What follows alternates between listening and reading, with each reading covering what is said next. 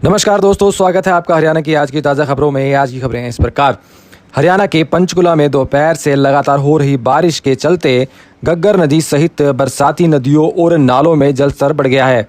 इसकी वजह से नाड़ा साहिब गुरुद्वारा के पास पुलिस ट्रेनिंग कैंप का एक पुल बह गया। शामटू की नदी में एक व्यक्ति मझधार में फंस गया।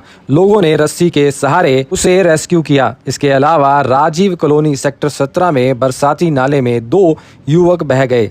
इससे एक युवक को मौके पर पहुंची एनडीआरएफ टीम ने रेस्क्यू कर लिया, जबकि दूसरे युवक की रेस्क्यू ऑपरेशन जारी है। बरसाती नाले का पानी कॉलोनी में घुसने से रोकने और बहाव कम करने के लिए लोगों ने मिट्टी के बैग लगा दिए। पिंजौर नालागढ़ फ्लाईओवर के नीचे से गुजर रही सुखना नदी में पानी का बहाव काफ़ी तेज हो गया है। इसके निचले क्षेत्रों में रहने वाले लोगों में भी चिंता का माहौल बना हुआ है। फरीदाबाद में अपराधी प्रवृत्ति के 6 लोगों की गैंग ने पहले एक व्यक्ति के घर के बाहर खड़ी फॉर्च्यूनर गाड़ी चोरी की और फिर उसी गाड़ी से एसबीआई बैंक का एटीएम उखाड़ कर ले गए।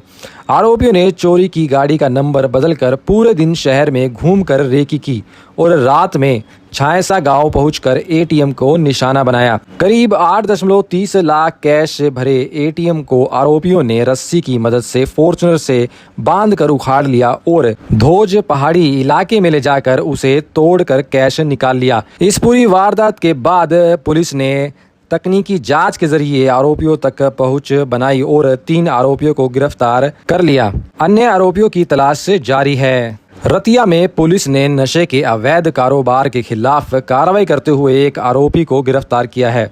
रतिया में पुलिस ने नशीले अवैध कारोबारी के खिलाफ कार्रवाई करते हुए एक आरोपी को गिरफ्तार किया। आरोपी के पास से 300 प्रतिबंधित गोलियां और 90 कैप्सूल बरामद किए गए हैं।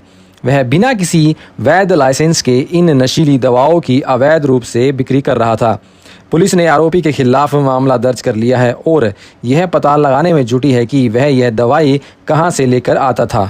करनाल में नगरपालिका कर्मचारियों ने अपनी मांगों को लेकर नगर निगम कार्यालय के गेट पर ताला जड़ दिया। कर्मचारियों का कहना है कि उनकी 17 मांगों पर प्रशासन के साथ समझौता हुआ था, लेकिन उन पर अभी तक कोई अमल नहीं किया गया। समझौते को लागू न करने के विरोध में कर्मचारियों ने सरकार के खिलाफ जमकर नारेबाजी की और अपना आक्रोश व्यक्त किया।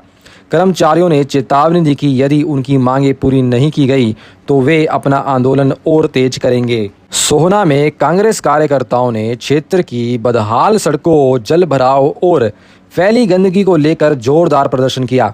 कार्यकर्ताओं ने स्थानीय प्रशासन और सरकार के खिलाफ रोष प्रकट करते हुए जमकर नारेबाजी जताई। प्रदर्शन के बाद कार्यकर्ताओं ने अपनी विभिन्न मांगों को लेकर एक ज्ञापन तहसीलदार को सौंपा। उन्होंने चेतावनी दी कि यदि समस्याओं का जल्द समाधान नहीं किया गया तो आंदोलन को और तेज किया जाएगा। फतेहाबाद में सफाई कर्मचारियों ने अपनी विभिन्न मांगों को लेकर नगर परिषद कार्यालय पर जोरदार प्रदर्शन करते हुए तालाबंदी कर दी। कर्मचारियों की हड़ताल के चलते शहर में डोर टू डोर कूड़ा उठान और सफाई की व्यवस्था पूरी तरह ठप पड़ गई है। इनेलो नेत्री सुनैना चौटाला ने धरने पर पहुंचकर कर्मचारियों की हड़ताल को अपना पूरा समर्थन दिया और सरकार पर तीखा हमला बोला। प्रदर्शनकारी कर्मचारियों ने चेतावनी दी कि जब तक उनकी मांगों पर ठोस कार्रवाई नहीं होती तब तक उनका यह आंदोलन जारी रहेगा। वहीं तावड़ू में सफाई कर्मचारी और फायर ब्रिगेड के कर्मचारियों ने मिलकर नगर पालिका कार्यालय में जोरदार प्रदर्शन किया। प्रदर्शन के दौरान कर्मचारियों ने नगर निगम कार्यालय के मुख्य गेट पर ताला जड़ दिया। उनका मुख्य विरोध क्षेत्र में चल रही ठेका प्रथा को लेकर है, जिसे तुरंत समाप्त करने की मांग की जा रही है। कर्मचारियों ने चेतावनी दी कि यदि उनकी मांगों पर सुनवाई नहीं हुई तो उनका यह विरोध प्रदर्शन और अधिक उग्र होगा। हरियाणा के महेंद्रगढ़ जिले के नारनौल के एक छोटे से गांव की 10 वर्षीय छात्रा आयशा ने अपनी प्रतिभा के दम पर ऐसा मुकाम हासिल किया है कि जिस पर पूरे क्षेत्र को गर्व है। गांव भाखड़ी निवासी आयशा का चयन अमेरिका स्थित अंतरिक्ष एजेंसी नासा के शैक्षणिक भ्रमण के लिए हुआ है। अगले माह वह अमेरिका जाकर नासा का भ्रमण करेगी।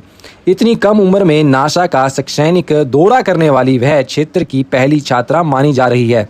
इस उपलब्धि से गांव, स्कूल और परिवार में खुशी का माहौल है। भिवानी के भीम स्टेडियम में फैली बदहाली और दलदल देखकर नेता दिग्विजय चौटाला बेहद भड़क गए। उन्होंने राज्य सरकार और प्रशासन पर निशाना साधते हुए कहा कि स्टेडियम में खिलाड़ियों के लिए बुनियादी मूलभूत सुविधा तक उपलब्ध नहीं है।